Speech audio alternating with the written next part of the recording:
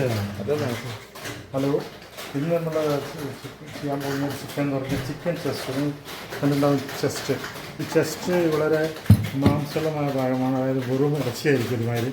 അതിനെ നമ്മൾ വളരെ വിദഗ്ധമായി ഇങ്ങനെ ഈ അരിഞ്ഞെടുത്ത് ഇങ്ങനെ ഫില്ലറ്റാക്കി വെച്ചിട്ട് അതിൽ മസാല പുരട്ടിയിടുന്ന പരിപാടി.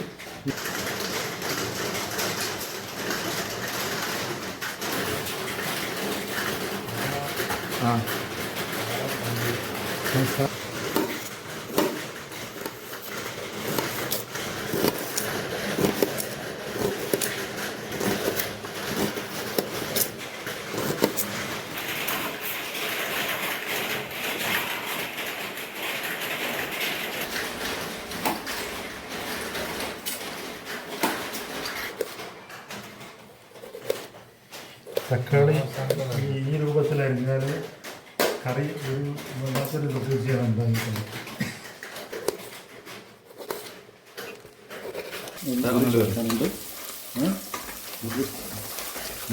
അതായത് ഉള്ളി കുറച്ചും കൂടെ ചുവന്ന് വരാനുണ്ട്.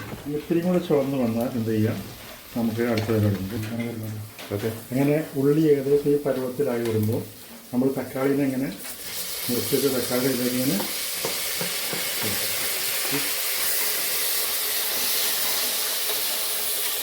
ഇനി കുറച്ച് തീ നമുക്ക് കൂട്ടി വെക്കാം.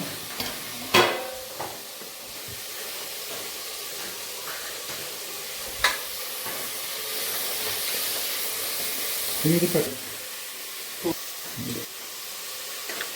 തൽക്കാലം നമ്മൾ ഒരു സ്പൂൺ ഇടേണ്ട ഉപ്പ്. ഇനി ഉപ്പ് തന്നെ ഇട്ടാൽ എന്താ വെച്ചാൽ തക്കാളിൻ്റെ കൂടെ ഒന്ന് ഉപ്പിട്ടാൽ പെട്ടെന്ന് തക്കാളി വന്നു. തക്കാളി ഫ്രൈ ആയിരുന്നില്ല. ഇതൊന്ന് അരിഞ്ഞ് വരണം. ആ സമയത്ത് നമുക്ക് എന്താ ചെയ്യുക, നമ്മൾ ഇത് എടുത്തുകൊണ്ട് മൂടി വെച്ചിട്ട് ഓക്കെ. ഇത്തരം സ്പൂണുകൾ എടുത്താൽ നമ്മൾ ചിക്കൻ കറി ഉണ്ടാക്കുമ്പോൾ ഏത് കറി ഉണ്ടാക്കുകയാണെന്നുണ്ടെങ്കിലും നമുക്കുണ്ടല്ലോ കയ്യിലിങ്ങനെ വളഞ്ഞു വേണം. നമുക്കിങ്ങനെ തക്കാളിയൊക്കെ ഉടഞ്ഞില്ലേ കംപ്ലീറ്റ്, നല്ലൊരു പരിപാടിയില്ല. ഇതാണ് ഇത്തരം കറികളാണ് ചിക്കൻ കറിക്ക് ഉപയോഗിക്കുക.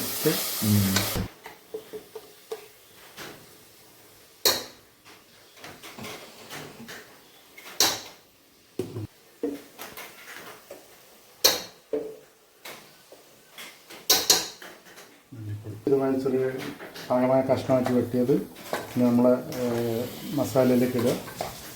എന്നിട്ട് ഈ മസാല നമ്മൾ ഇറച്ചി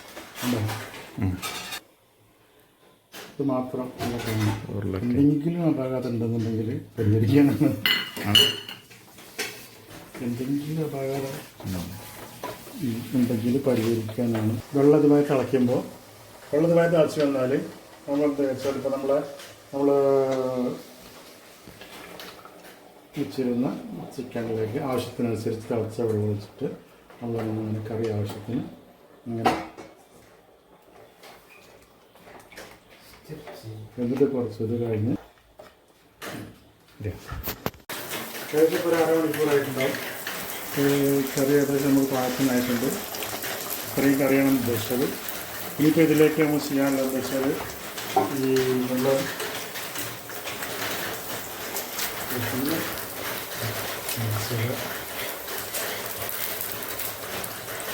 പിന്നെ അവസാനമായി ഇതിൻ്റെ കൂടെ നമ്മൾ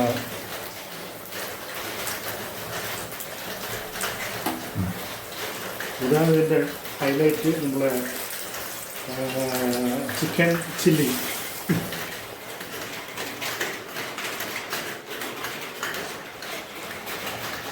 ഇതോടുകൂടി നമുക്ക് ചിക്കൻ്റെ ക്ലാസ് അവസാനിച്ചിട്ട് ഓക്കെ. ഇനി ഞാനിട്ടാണ്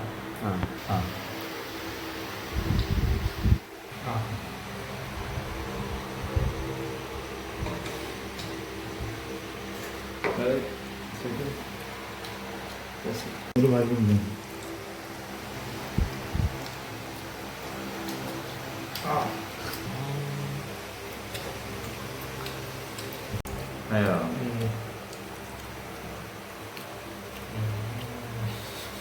ഉം.